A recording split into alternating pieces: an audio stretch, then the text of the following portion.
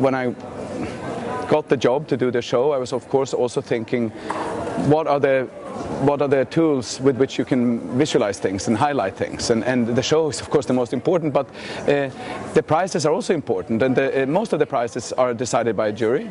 I propose a jury, but they make the decisions about best pavilion and best young artist and best artist in the show, and then there's the possibility to award someone for everything this person has done, a lifetime achievement. So it has to be someone who's been working for a long time. It shouldn't be someone where you know that maybe later work will throw strange light, maybe even negative light. It has to be something that is totally solid, because it's not about a specific exhibition or some piece which is good. It's for the whole career, and there are many great artists in the world, but I always thought that John Baldessari is one of my favorites, and I know him now a little bit also as a teacher. That's not the reason, but it doesn't make him less interesting to know that he's taught generations of Californian artists, and he's been a role model for not only Californian American artists, actually artists from all over the world.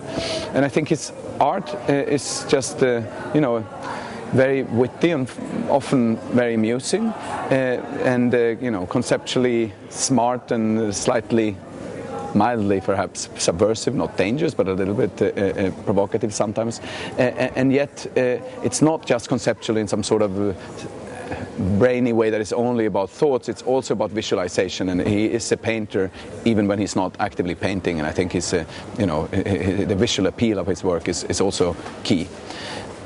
That's the reason.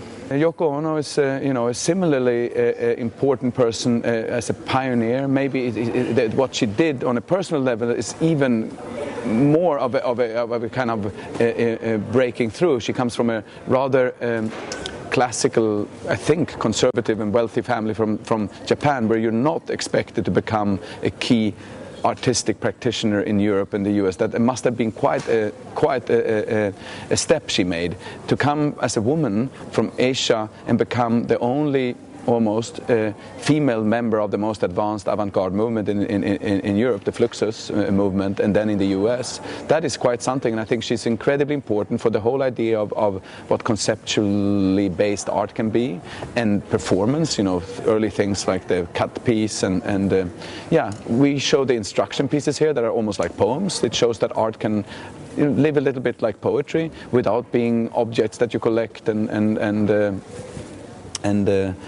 display. It's more about the beauty of language.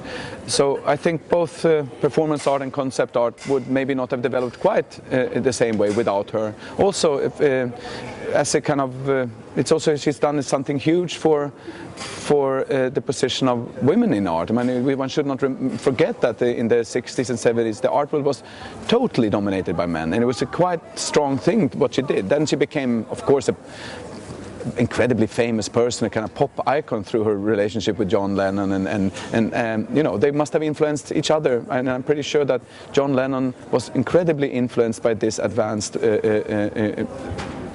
Japanese artist, actually, and of course she got a lot from him also, and used that for very important things. So I think she's key artist in the second half of the 20th century.